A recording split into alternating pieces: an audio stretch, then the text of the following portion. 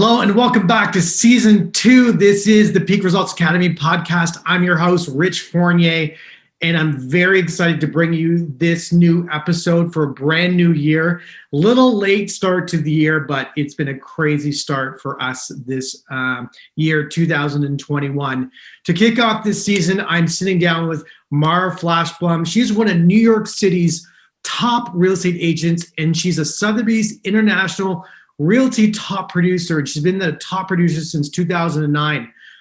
Mara shares why she thinks losing is such an important part of winning. Now she learned that lesson as an actress prior to starting her career in real estate. Together, we're going to delve deep into why so many agents are one-hit wonders and what steps you can take in the next 18 months to create outstanding success in your own real estate business. She offers practical tips on always asking for new business and nurturing those relationships throughout the life cycle of your client. Now, don't miss out on this awesome conversation. Get your notepad, get your pen, sit down, pay attention. It's a wonderful conversation. It's filled with wisdom and practical tips and humor. So stay tuned. Have you ever wondered why some people thrive in all areas of their life? Welcome to the Peak Results Academy podcast with your host, Rich Fournier. Each week, we interview industry experts who consistently dominate in the fields of health, business, and beyond. Our mission is to share their personal struggles and strategies so that you can create your own peak results. Welcome to the Academy.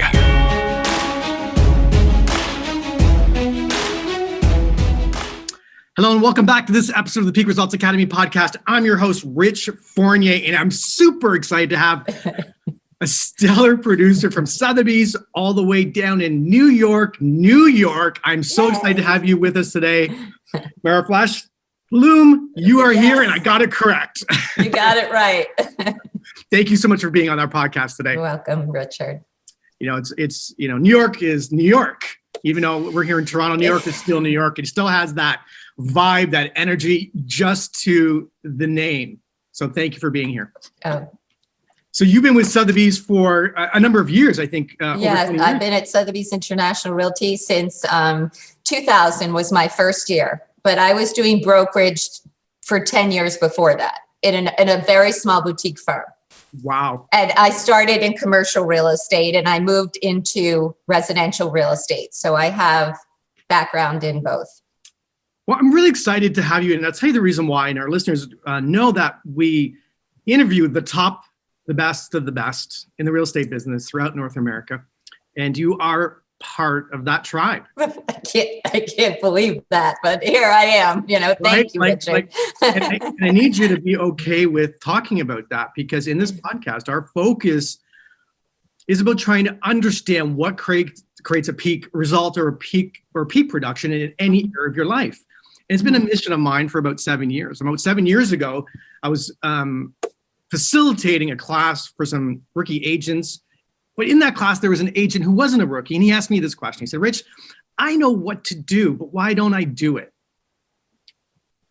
That's so interesting. Haunted me forever, right? And Einstein had said something really interesting, and he said, if we did everything we knew how to do, we would like literally be able to produce and do anything. We would astound ourselves because we all know how to do so much, but we don't do it. But you're doing it, and that's why I want to talk to you today. So let's go back to the beginning. I'm sure when you got into real estate, you just were amazing. You had this big database of thousands of people who wanted to buy and sell property. No, I had nothing. I had zero, Richard. I had zero. So I started from zero. So why did you choose the game of real estate? It chose me. Okay. And I think my background suited me for a launch pad into real estate. Basically, I had no choice about what I'm the type of person, I don't want to be in a job that's a dead end job, where it's like 9 to 5. Like I have dreams of that some days, I come in with my cup of coffee. I sit at my office. I work from 9 to 5. I get an hour lunch break. I chat it up during the day. I go home.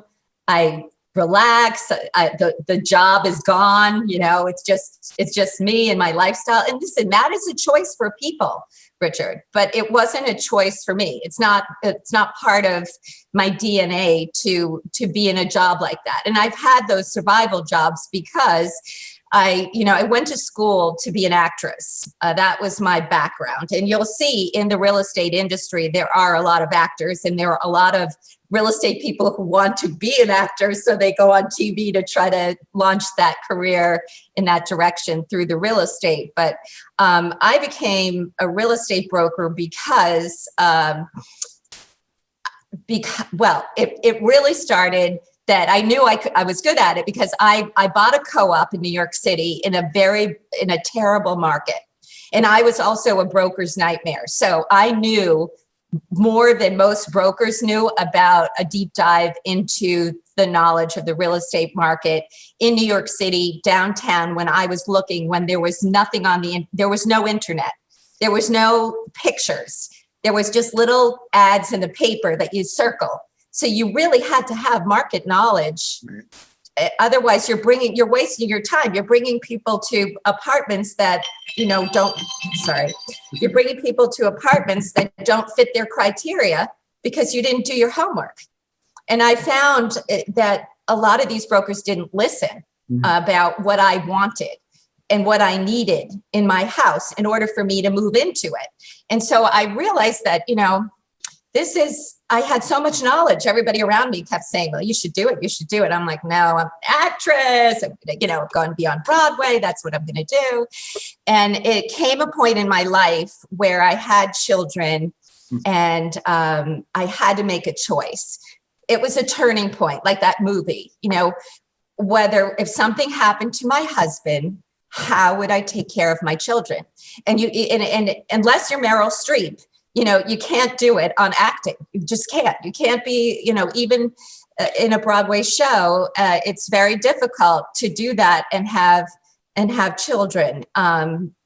You have to hire somebody to take care of your children. And I found that when I was working as an actress, if I hired somebody to help me with my children, it would cost more to hire that person than the income I would get. Bingo, light went off. What can I do?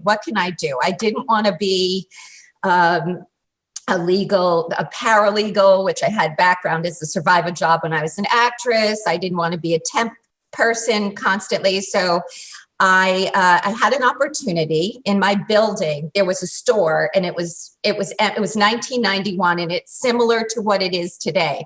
The stores are empty. New York was boarded up. It was a bad time in New York City at that time, and we could not rent the store. It's in my personal building, and at that moment, I said, "Listen, I'm just going to do it. I'm just going to hire the broker. I'm going to rent this store. I'm just going to get this done. I'm going to take the financial burden off of my fellow shareholders and get some income coming into the building." So I went and I hired somebody. The broker wasn't performing. I was like, I could do this. I'm calling the president of such and such an organization, and I'm going to tell them about my store, and I'm going to get them in there. It's just like relentless. I am relentless in pursuing and getting a job done. So when I hired this broker, she said to me, because of my enthusiasm for the space, she says, "Why don't you just get your real estate license and come work for me?" Bingo. That was it. That was it, Richard. So once I started there, I understood the commercial real estate market. I rented the store. It did not take me long. I did it. I rented the store. And then I realized there was somebody in my building. Again, it was 1991. And she had a broker and she couldn't sell her apartment and she was getting underwater, and same kind of thing that's happening today. So when you start in a down market, you really have to figure out how to get these things sold, how to identify the buyer. But so I ended up starting to do residential real estate. And I realized that the dress fit me better. It just fit me better. It's ruthless. Commercial real estate is ruthless. And I'm more emotional. Like you have to know what your strengths are in order to find yourself in the right job with the right people so that you can succeed. And I was very fortunate that the broker who hired me, and she's my mentor. That's mentoring. Having the right mentor is so important. Nora Statz, I love her, and her partner, Steve Tarter. The two of them hired me and basically taught me how to do brokerage. And from there, the market changed. And again, the other thing about being successful, you have to see the writing on the wall. You know, those people that just stay in the job for too long and they're so afraid of change, they can't move and they become stuck in it.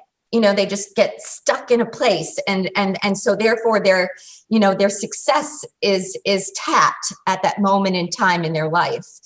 And so different outside forces push you to take that next step. And that next step, which was really scary because I was really comfortable where I was and I loved the people I was working with. So to take that change step like you're doing right now, leave a comfort zone and propel yourself into a zone that's not comfortable. My dad died in 1999. And that's when I had the epiphany that it was time to go full blown into a larger company, a larger organization. And I had met my manager, who was an attorney in New York, and she changed her career and started at Sotheby's International Realty as the manager of the downtown office, which was at that time located in Soho, which is where my office was. And I had dealt with her on a residential deal, and she called me to come in for an appointment. I was recommended by a broker, another colleague, to come in and interview. So I go in and I interview, and I said to her, listen, I'm not a 50% broker. So I'm a 90% broker. You know what I'm saying? If I don't perform, just fire me. Just fire me because I need to be at X place. You know, I'm used to that. Yeah. Right.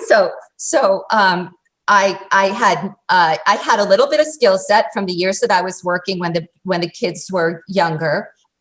And I came to Sotheby's International Realty with one exclusive.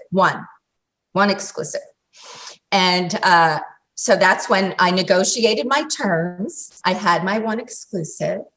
And from that one exclusive, I met a buyer that is still with me today from 2000. And that buyer, seller, helped me grow my personal network because I don't have those contacts. I met those contacts when I was in the field, and I'm not afraid to ask for a job because being an actress, you walk in, you're rejected all the time. So if they reject me, they reject me. What can I do? You got to just pick yourself up, move on from the rejection. I think that losing, you don't want to go there today. I'm not going to go flip, but losing is an important part of winning, right? Think that. 100%. Please don't stop. Keep going. Don't stop, because if you want to interrupt me and ask me a question, please do that. You're just perfect. You're just perfect. Okay. So from the losses, from the mistakes, you learn, you grow, and so I started that year and I made the most money I ever made. And I was an actress. If I made $25,000 as an acting, I was like, oh my God, I'm like in the 1%, just like so exciting. The first year, I'm going to share with you, I remember the first year of me really working full time, all in, right before the internet took off. Okay, so we were just getting our email addresses at that time. AOL. I don't know how, with one exclusive, I ended up making $150,000. I was just like, oh my God, what year was that? 2000. I was like, oh my God, I'm like, I can't believe me. I have EP. You know what that is? Because EP is earning power. Yeah, I recognize in the first year, women back in the day, right? Way back in the day, as I lived through the the woman's evolution into the workplace. They were expected to marry EP, right? Because they had no EP. They were expected to marry into earning power, right? They were supposed to identify earning power in a man because you're not supposed to have earning power, and the world was going to keep your earning pile down. Like if I stayed in a path of being somebody's secretary, that was expected of me. Like I was going to, like my mother told me, you want to be an actress, learn to type. That's what it was back in those days. Learn to type, right? You want to take care of yourself, learn to type, be a bookkeeper. That's what my grandmother was, a bookkeeper. Yeah, you just seem so young for that. And considering being in that kind of metropolitan amazingness where you live, that I'm shocked that would have been told to you. I mean, I was raised by a single mom and, small little blue collar steel town. And yeah, I would expect that kind of mentality. I'm a little bit surprised that was being put into your mind where you lived.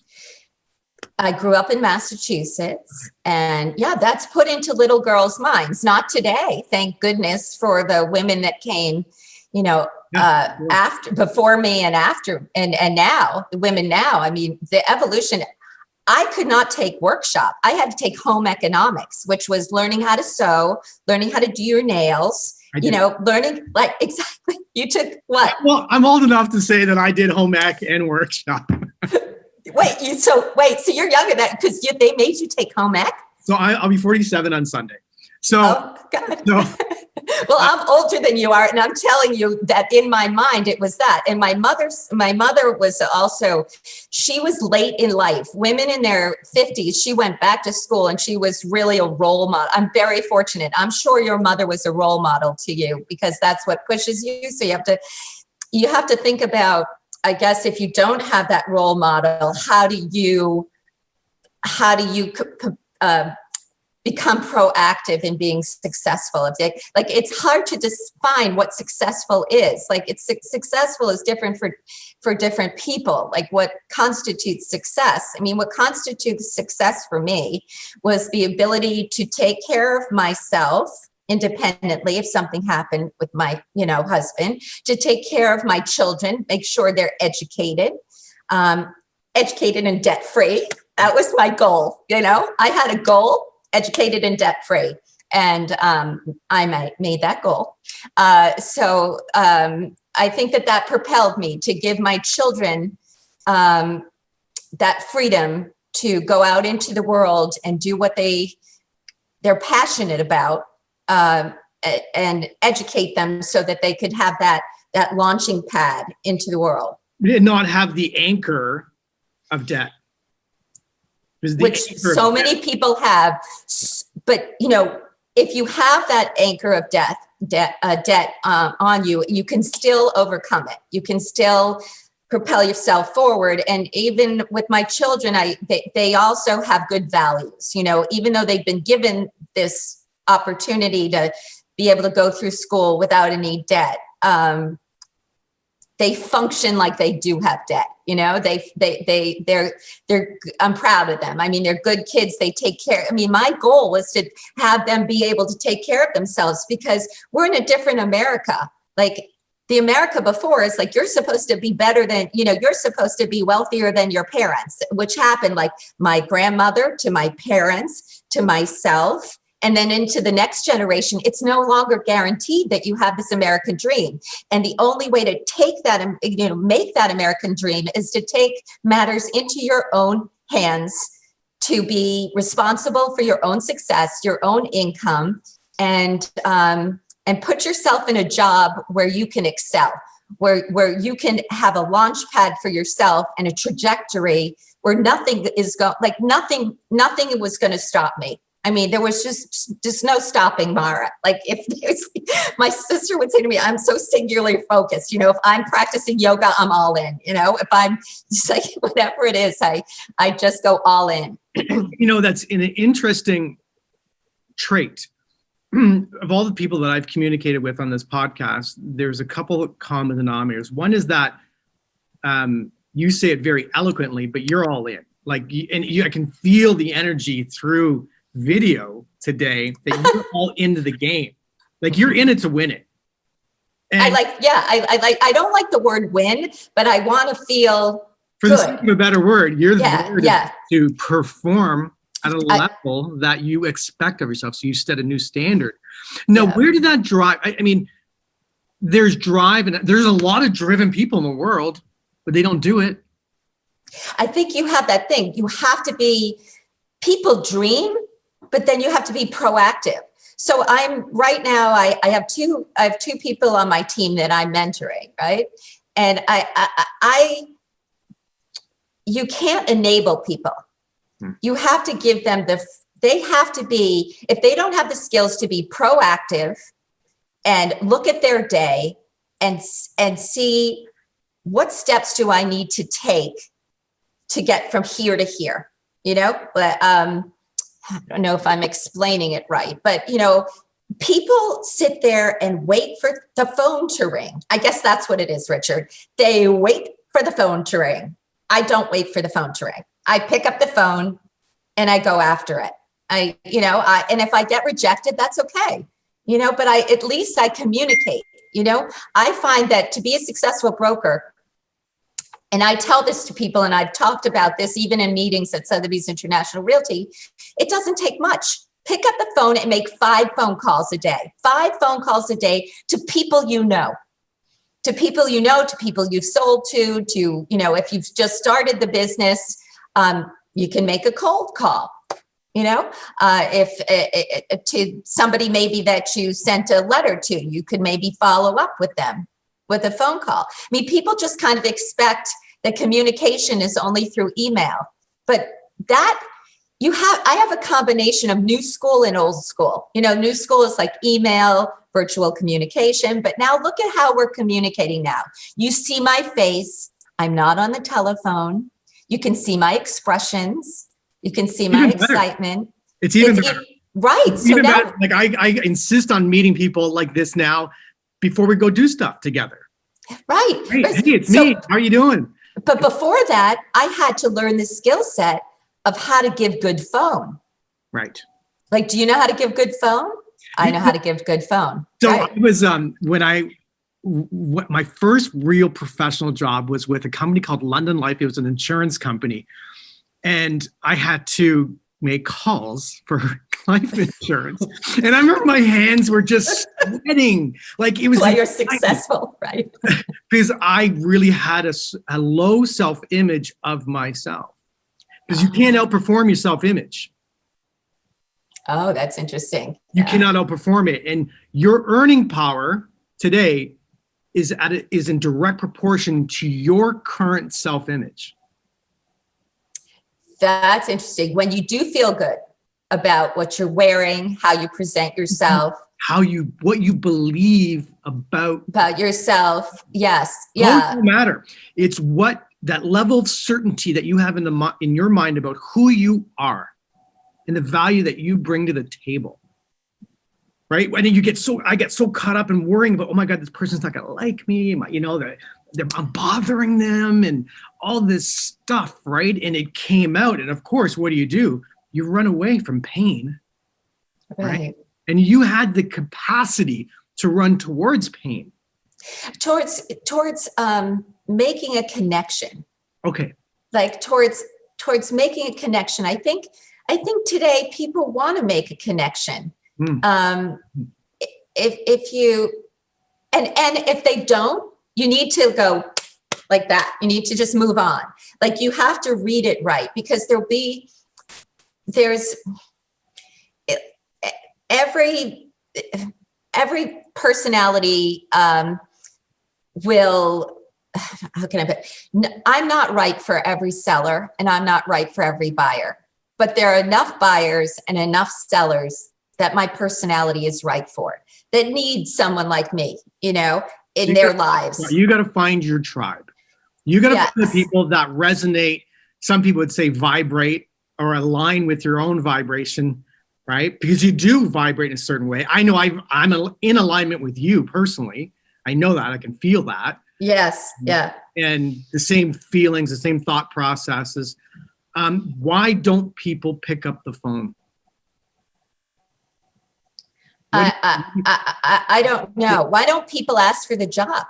Yeah. I mean, when I first started, so if anybody's listening out here, when I first started and I met people or I talked to my friends on the phone, I would say stuff, look, I'm not busy. Do you know anybody who knows anybody who's selling an apartment? Because I'm not busy and I'm happy to help them. I would find a funny way to ask for a job. Or if it's somebody, the biggest mistake people make is losing that personal connection. You just went through a whole thing selling somebody's home. I mean, that is a very personal thing. You're in their lives. It's like a play. That's why acting works. It's like a play. It has a run, right? Well, if you lose the context in that run, let's say you were in a play with Leonardo DiCaprio, and you met him a long time and you lost contact with him and he can't remember who you are. It's 20 years later. But if you were in a play with Leonardo DiCaprio and you kept in touch with him, you wished him happy birthday. I mean, you had a good experience, let's say in the play together, and down the road, you could be in a movie with him. That's the connection. It's the same with real estate. Like if you're, you make a personal connection and then you call them on the anniversary of when they bought the house. Just say, how you doing in there? This is what I do personally. Hi, this is Mara, your ex-real estate broker. I'm just checking in, seeing how you're doing. But I mean it also. I do want to know. I find out they're having a baby. It's so exciting. I find out where they are in their lives. So that when they go to sell that 2-bedroom apartment, to buy the 3-bedroom apartment, I'm there with them. They didn't forget about me. They didn't forget that we transacted, 10 years earlier. I mean, that's the key, is that you ride it all the way through. You start the life cycle from the very beginning. They buy the 1-bedroom apartment as a single person, you sell that. They buy the 2-bedroom apartment as a couple, you sell that. They buy the 3-bedroom apartment. They have 2 kids. Now the kids are grown. They're in college. They want to wind down, or they want to up. They want to go to the townhouse, and then they want to buy a house, out in the country. You can be one-stop shopping.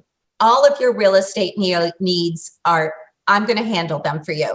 I'm going to be your go-to advisor. I'm going to be your international advisor. You can buy properties with me all around the world. And I will make sure you get a good deal. That's who I am for you. And I love that. How my dad was a attorney, and he was like a one-stop shopping attorney. A general practitioner. So it wasn't specific, and he was somebody to talk to if you had an issue, like if that maybe he might be doing a business thing with, he did a lot of subrogation insurance, but that particular person needed a will. They needed advice on a divorce. They needed this or that. They could call my dad. It's like, that's who you want. You want to be there for them when they're having trouble. Maybe they're underwater in their real estate. They need to figure out what to do. And you need to give them honest, good advice. Like sometimes the answer is no, do not sell. Sometimes the answer is no, do not buy this place. I mean, that's a sign of a really good broker, is knowing when to tell somebody not to do something, right? Got it. And you're absolutely right. We've done that many times. When you look at your day-to-day and how you operate, you're in what we call momentum, right? Or you have a lifetime now of momentum. But does your daily method of operation, has that changed a lot? I think under COVID, it had to change. Right. I had no choice, which actually propelled me into a really good place and a really good new way of thinking about things. Like, I have time with you, Richard, to sit down and do this, because I realized that sometimes when you climb up that ladder, the best thing you could do is let go. If this is making sense to anyone, but if you're a control freak kind of person and you can't get yourself to say, let go of those tasks that are holding you down to growth, you need to be able to hire somebody or seek somebody or train somebody to do that job as well, if not better, than you can do it. So I'm very fortunate right now. I have 2 people that are working with me, and they're very competent at showing apartments, even better than I am. They know how to present themselves. They're knowledgeable about the property. I totally trust that they could walk through that property, guide somebody through it, and have the same experience as if I was showing the apartment. It's not a better experience. You mentioned that mentorship is super important. I was chatting with someone the other day, a new partner of mine, and he said, we need to push harder for people who get into the industry to maybe have a 2-year mentorship before they're allowed to be on their own. That's interesting. I mean, I don't know. I think you can learn by doing, but you have to get somebody who's going to be proactive. Like, I cannot work with people that aren't proactive. So here in Canada, real estate may operate a little bit different. So I used to coach and train in the US, and it does operate. Brokers in the United States, so broker owners, the managers are in control of the agents. Mm-hmm. Here, not so much. It's a free-for-all. What do you mean? So you don't have training or anything? That's just there's training, but it's not mandatory. Well, training isn't mandatory, but it's necessary. So anyone, like, if I have a question, I'll call, but right. It's not, I'm not asking them to hire me. It's the other way around. Right. Interesting. Yeah. So that's about the business. I think we had talked about what your audience wants to hear. And what I want to touch on is success in terms of consistency. Right. Because, those one-hit wonders. Yes. Right. In the rock industry, like, why are they one-hit wonders? But we have Frank Sinatra and Barbara Streisand. Right. Think about it. Why are they one-hit wonders? Right. And I think about that because I'm so fortunate that my success has started in 2000. It hit, it kept going up. First, I became like what they used to be able to call us a vice president, then a senior vice president, then a senior global real estate. Then the titles went away. Then they won't let us have any titles now. So the title goes away, but then you have to, what are you aiming for? Like, what are your goals? What is your business plan? Right. And I think the people that flounder, that aren't successful, don't have a clear vision of where they are today and where they want to be tomorrow. Like, how do you get there? How do you get from being doing 4 deals a year, right, to doing 30 deals a year? Then you have to look at you did four deals in what price point? Right. So the 30 deals, you have to analyze the 30 deals that you did and see, how do I elevate my price point? Like, I sell the entire market. So I'll sell a $345,000 studio, and I'll sell an $80 million penthouse. Like, I can do the whole breadth of the market. But how many times are you going to sell an $80 million penthouse? How many times are you going to sell a $20 million penthouse? What are you going to do now when the market is only performing under $3 million in New York City, and you have the small percentage of brokers that are able to have that client base that are buying those 20, getting deals on those 20, 30, 40, 50 million. How many of those actually exist, right? The majority of the market is on the lower price point. So I remember telling the president of Sotheby's International Realty at the time in 2009, I said, it's 2009, it's frozen. Like, nobody's selling in 2009. That's when they started ranking people. I didn't even know what ranking meant, at Sotheby's International Realty. So it's 2009. So I look at her, and it's a woman. And I said, Kathy, I'm going to do volume. I'm just going to do volume. That's how I'm going to make it through 2009. I'll figure out what's moving. And at that time, they incentivized the lower end. I don't know if you remember, but it was under Obama that, they incentivized like buying cars, and they incentivized, the mortgages down in 2009, how to get that mortgage market, lower end market moving. And so that's what I did. Plus, it was a time that I did have a buyer that had sold a loft with me that all of a sudden was looking in the high end and wanted to buy something for $9 million. At $9 million, that place is worth $30 million today. So they bought it in 2009, and that was a smart move, and because I kept in touch with the whole breadth of my client base, and I looked at it and I said to myself, okay, how am I going to make 2009 work? And how am I? And I look at my production every month. What goals can I hit? And I keep pushing myself, but I proactivate myself every morning. I wake up and I say, okay, right, what am I going to do today to better, better my, my career? Because I was very motivated to make sure that I could pay for school, that I could, make sure that we had, my husband and I could, work together to have food on the table. I didn't want I don't want to take care of, have my parents have to take care of me when I know that in the future, they're going to have to take care of themselves. Right. And I think the best way I could be of use to my children and my parents was to take care of myself and my family. That's right. And, and then be able to at some point give back, the success and find ways of giving back. You're driven and you have this capacity that you're able to, I don't know if you create a new persona every single morning. Is that what it is? Like you get up and say, I'm this person today. I'm my own hero. Yeah. Well, right? Listen, let's be honest. There's going to be some days you're going to want to pull the covers over your head.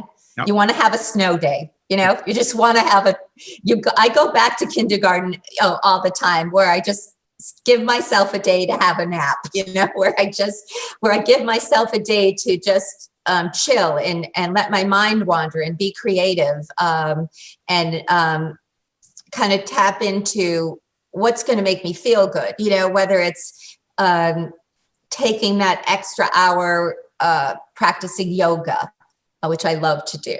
I love to dance, I love to sing. So sometimes I'll just sit down at the piano and just play and sing out loud, like really, wow, and that just kind of gets out my creative stuff. And then I discovered in COVID that working is part of who I am, and that without it, because it slowed down, you had no choice. You couldn't sell, right? You couldn't physically do it. So how could you close deals without actually physically showing houses or homes or, apartments? How could you do it? You know what? I did. I whatever was on the table, whatever people had seen things prior to, I was able to close some of those up. I was able to close the deals up that were on a table. I was able to farm for new business. I was able to refer to people who are buying in the suburbs. I found a new way of doing business during COVID to say, oh, this is kind of fun. I connected with referral agents from across the country that I didn't know before. I was hearing about their market. I became more knowledgeable. I can tell you what's going on in Vermont, San Francisco, Cape Cod, Florida, Miami, the different markets in Florida, Naples, Miami. It's all, you want to be that knowledgeable person. So you have to educate yourself. So it gave me the opportunity to slow down and speed up at the same time, like slow down and figure, but there weren't people like that. In 2009, there was somebody in my office that only did the high end. Like if it wasn't more than $5 million, he wasn't interested in taking that on. Like, studio apartment, I'm not doing it. Right. So that terrible year, Right. terrible year, right? Because that market wasn't moving. So each year brings different circumstances. And this year, and I've lived through it all. I mean, I've lived through September 11th, where I lost some of my friends, and it was it was sad, but people need me. Like, I think I'm good at my job because I'm compassionate about, I understand what it's like to move, to the stresses of moving. Right. And you seem to be you're not very negative. Like, you're actually, like, I don't think that's in your vernacular. Like, it's not there. No. Maybe I have a positive energy that it can't be stopped. I mean, Pollyanna, whatever you want to call it, Pollyanna syndrome. Right. I just know what it's like to just you just got to pick yourself up, shake yourself up, and just get out there. I mean, get out there, live, work, meet people. And the other thing is that my friends, really, my business relationships are the relationships that I have more so than I have a few personal friends that have nothing to do with business, but my day is spent with people that those relationships that I nurture. I recognize this over COVID, that those relationships are important to me because I've been in their lives, and sometimes they turn into a friendship, but it's still sort of like business friends. How do you even blend that? You do, though, because you rely on each other for your livelihood, and those relationships to work together to create revenue are friendships. Right. Because you know what? I'm a referral kind of girl, So if you tell me you're a designer, you tell me I'm going to launch your career. I'm going to make that phone call and say, you got to hire so-and-so. And I have, and I'll just say, she's the best. You got to use her. This is the one, and then it happens in reverse where they say the same thing about me. And so I think there are givers and there are takers. And I think if you align yourself up with givers, it propels you forward. I think if you align yourself up with takers, and in some of the deals that you're in with takers, and you just have to recognize they're a taker. I get it. So I'm going to conduct myself. I'll read that situation and I'll understand it better. And then when I'm with the giver, I totally recognize that as well. And I want to take care of the giver. I want to make sure that giver is really getting as much service as possible, because what happens is the takers are the ones that demand the services, and then the givers are the ones that you say, I won't bother with them because they know that I'm doing my job. But I don't do that. I never do that. I always try to check in and make sure people know what I'm doing, during the day. Today, who do I have to be today to navigate as an agent the next 12 to 18 months? Give me some advice about who I have to be and what do I have to do to perform at the very highest of levels over the next 18 months? Well, you have to wake up today, right, and you have to have a business plan for January 2021. Yeah. And you have to think about how you add value to the process of being a real estate, whether you're a broker or a salesperson. How do I add value to the process?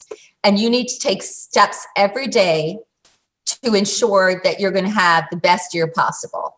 So, part of your business plan, let's say you want to focus, like specialize. Specializing is very good. So let's say, just pick a neighborhood. Let's say you want to specialize in Brooklyn. You got to do a deep dive into that neighborhood. Like, you got to get on the street and, whether you're going into a store. I remember going into a toy store and letting the toy store owner know that I'm a real estate broker. Here's my card. You know anybody, you hear anybody, you blah, blah, blah, blah. You know, you patronize the store, you talk to people. I mean, you have to find your organic way to make contacts, put them in your contact list. I mean, I tell the people I work, there's something to do every day. Like so every day you can say, okay, I'm going to connect to a referral broker, because you don't know, somebody from Texas might be moving to your local, wherever, you know, or somebody from another part of your state might be moving into your town, and you don't know that. That's right. Unless you pick up the phone. So if you so you put a list together. I'm going to make 3 calls to referral brokers. I'm going to make 3 calls to past clients. I'm going to phone home. If you have parents, you can phone home. Right. Say, right. Still be a good person. Right. Exactly.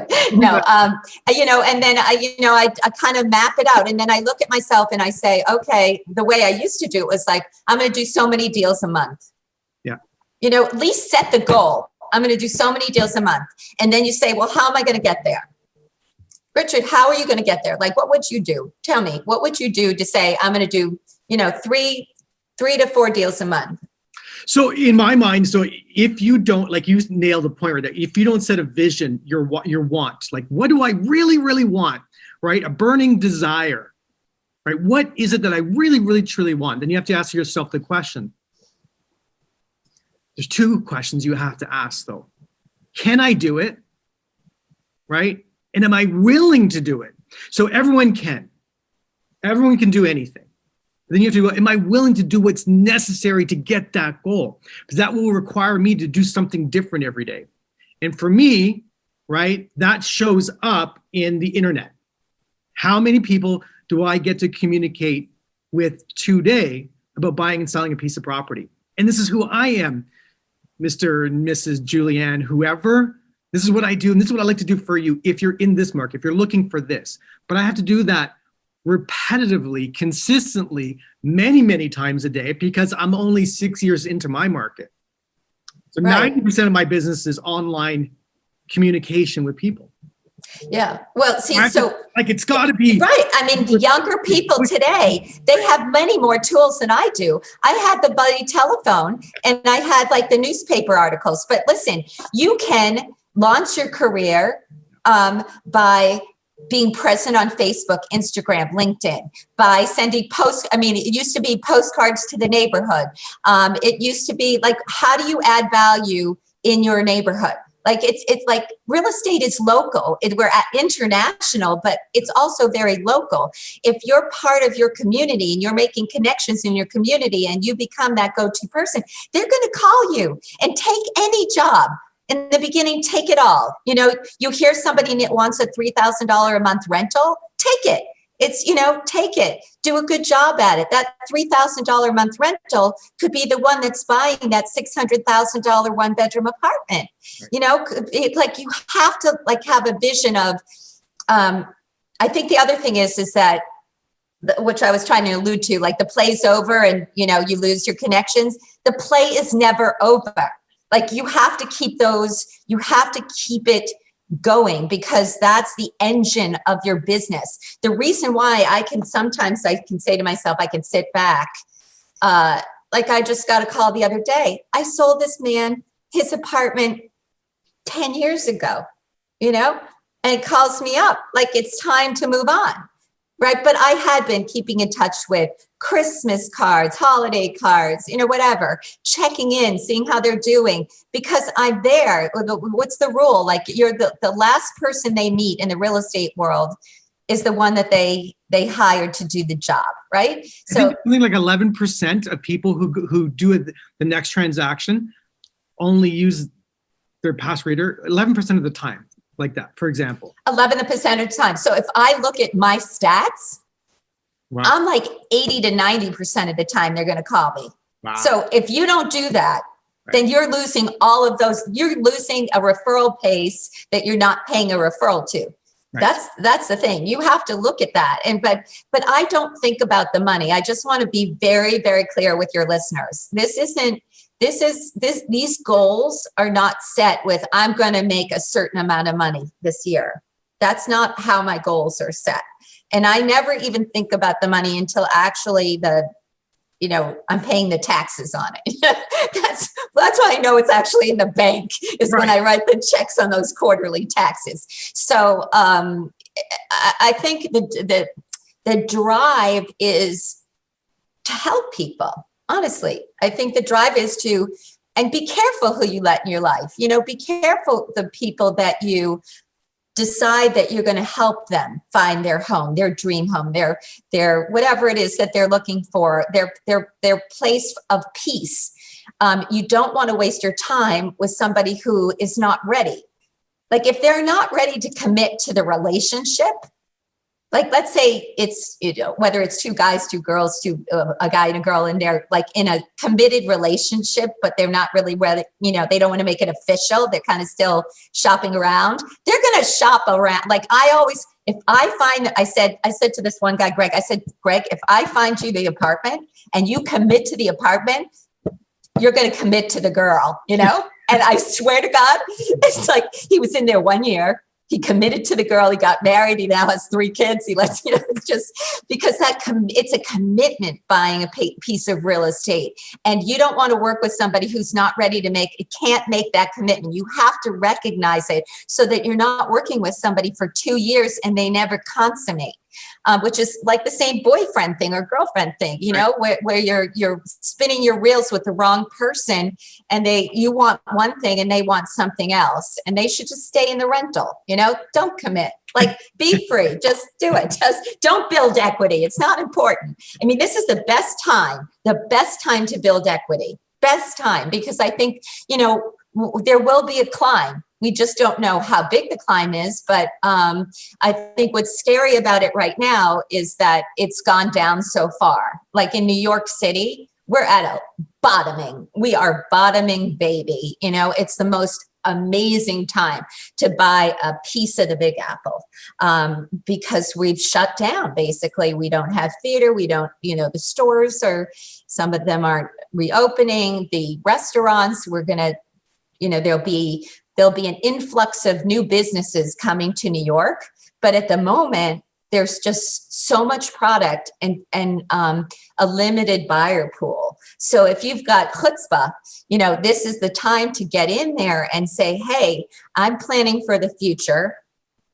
I want to have a place in New York so that when it comes back to life, I miss people so much. I miss the energy of the city. I miss the theater. I miss the museums.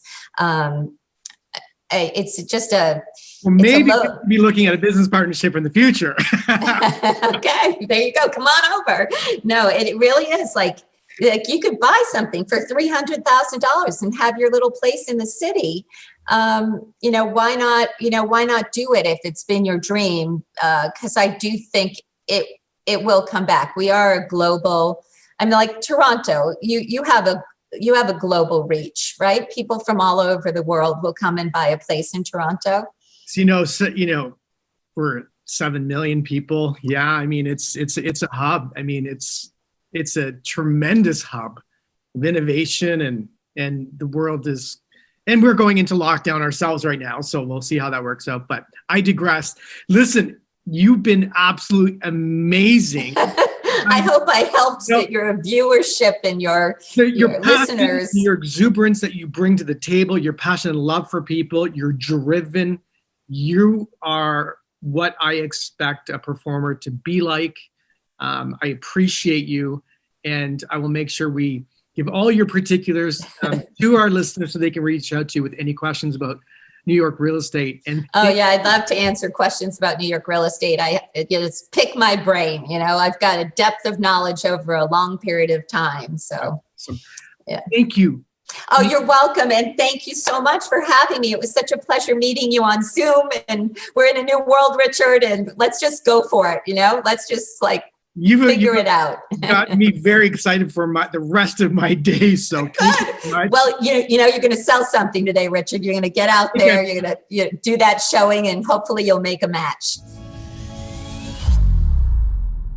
Thanks for tuning in to today's show. If you like what you've heard and you're interested in seeing if you are fit to work with Peak Results Academy, here's what I want you to do next. Head over to peakresultsacademy.com/call. That's peakresultsacademy.com/call and book an appointment to speak with our team. We'll get on the phone with you for about 45 minutes and get you crystal clear on 3 things. Number 1, what do you really want out of life and your business? Number 2, what is not working for you today? And number 3, the exact strategy you should be using to create massive change in these areas. Remember, changing your life and creating massive results does not happen by itself. You need expert guidance to make it happen. We're helping clients all over the world create peak results in their health, in their businesses, and in their personal lives. To see if we can help you do the same, head over to peakresultsacademy.com/call. We'll chat soon.